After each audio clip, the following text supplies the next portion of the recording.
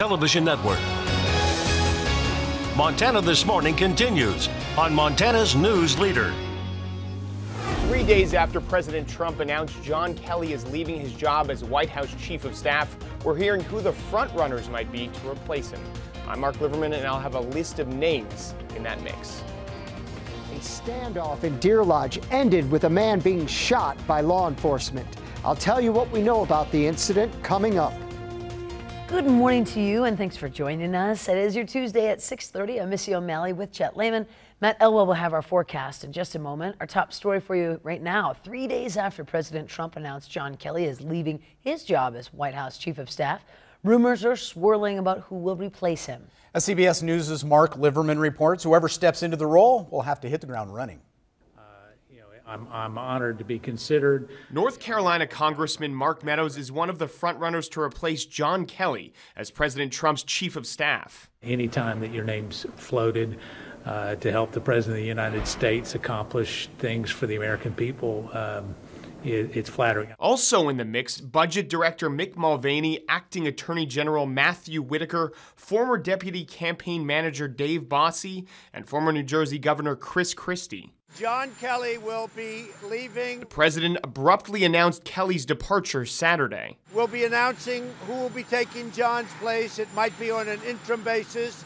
I'll be announcing that over the next day or two. Nick Ayers, Vice President Mike Pence's Chief of Staff, was the leading candidate, but took his name out of consideration. It's tough under any circumstances, but under this kind of White House, extremely difficult. Lawmakers on Capitol Hill realize the next Chief of Staff will have his or her hands full.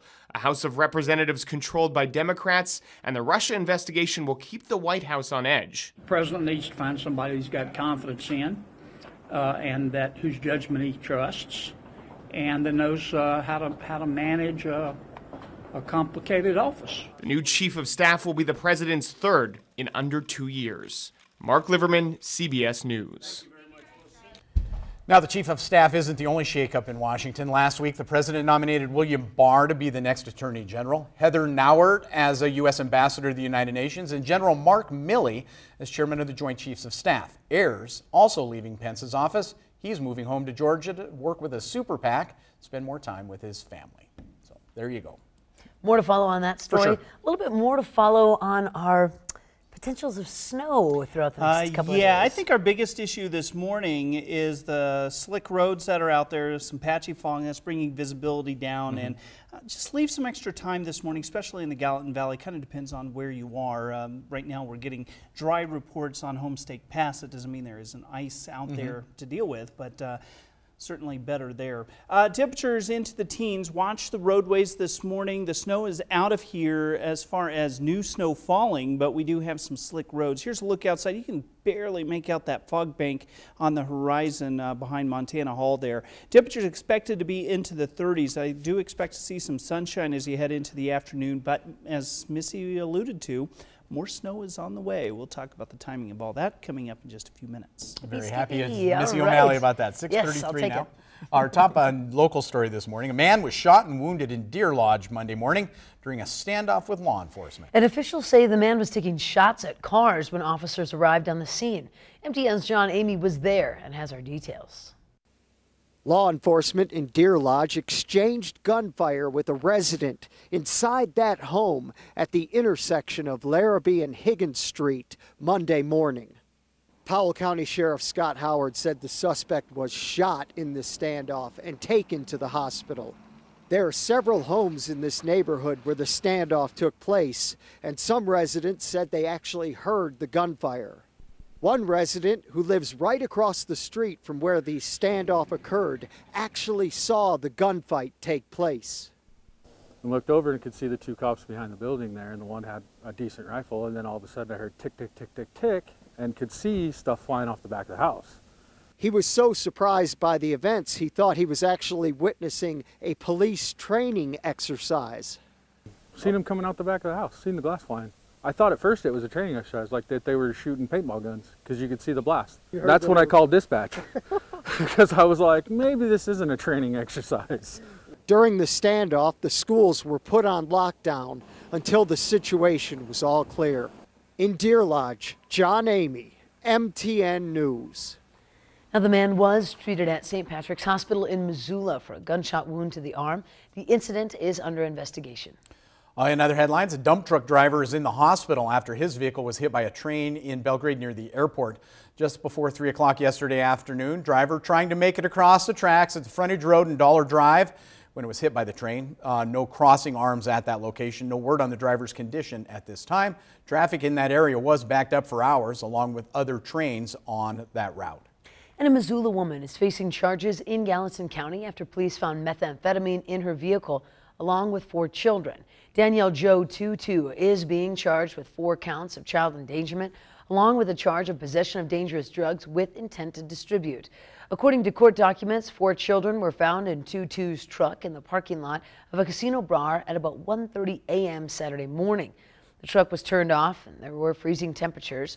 Once the officer located Tutu inside the casino and escorted her to her vehicle, the officer found 4 baggies containing methamphetamine. Bail was set at $25,000 and her next appearance is January 4th. Also, Identity Europa is a national organization and it's making its presence known in Bozeman. Identity Europa appears to be a racially motivated group, though it claims on its website that it's not a white supremacist group. Flyers have been found in Bozeman at the Montana Veterans Memorial on Oak Street and at Montana State University. University released a statement saying, quote, Montana State University strongly rejects the supremacist views espoused by Identity Europa, and we affirm our institutional values based on respect for the dignity of every human being, end quote. Bozeman Police Department says it isn't able to investigate at this time because the flyers are protected speech and the group has not done anything illegal. As long as it's done in a public space, it's protected activity. If people are trespassing to do these things, then there can be issues with that we can investigate. Or depending upon, there can be crime motivated by hate, and then those are things that we can take action on. But merely speech-related items like this, the Constitution protects that, and we are sworn to uphold the Constitution. Now, the group has been posting flyers across the United States in places such as New Jersey, Illinois, and in California. And while fields across Montana are dried up for the season, things are green year-round for one Billings business. MTN's Victoria Hill takes us to Swanky Roots for this week's edition of Montana Made. Things are looking green in the Swanky Roots greenhouse. It's a business with deep-rooted family connections that offers up leafy greens year-round. My mom's maiden name is actually Swanky, and when we were starting to talk about this, she came up with the idea of Swanky Roots. Her maiden name is spelled with an E, so we just decided to change it to the Y to kind of match the fancier version of the word that people are used to seeing. Upon the rows and rows of greens, it's what's happening beneath the surface that makes this greenhouse so impressive. We grow aquaponically, meaning that we have fish in our system. They're what drive the system and provide nutrients. Those nutrients eliminate any need for chemicals or soil. Microbes convert fish waste to fertilizer, and the plants take what they need, returning clean water back to the fish. We have 8 1,200-gallon tanks, that's these big ones here, and they have about 1,000 fish in each of them. So we've got, with our nursery system as well, almost 10,000 fish in here. And as time goes by, the system strengthens. And you notice how those roots aren't very big. Well, they don't have to spread all over trying to get everything because everything's just floating by them. It was kind of cool to see the difference from the first ones with longer roots, and they just keep getting smaller and smaller. Making for a 365-day-a-year operation for this mother-daughter duo, producing lettuces, kale, tomatoes, and even edible flowers. Even though growing year-round in Montana seems a little bit crazy, we decided that it would be worth it and that Billings really needed something like this. With an education in plant science and agriculture, along with some encouragement from Mom, the two decided establishing Swanky Roots would be their next big move. What's better than homegrown?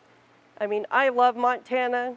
I've been other places. I don't ever want to go anywhere. And so to have this right here and to know we can have healthy, fresh is an awesome thing. Now their greens can be found in local restaurants stretching as far west as Livingston, with more room to grow. In Billings, Victoria Hill, MTN News.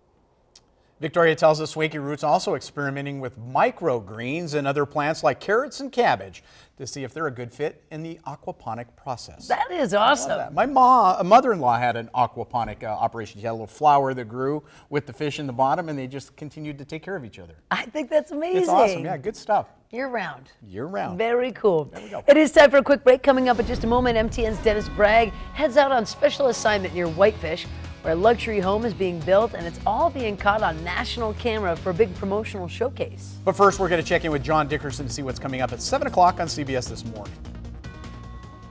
Good morning. Ahead on CBS This Morning, a new study finds women who recently had a child may temporarily be at a higher risk for breast cancer than those of the same age who have not had kids. Dr. David Agus will break it all down, put it in context for us.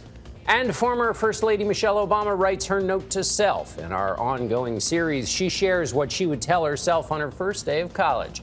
Plus, she talks about meeting her husband, who happens to be the 44th president of the United States, and balancing family with politics. We'll see you at 7.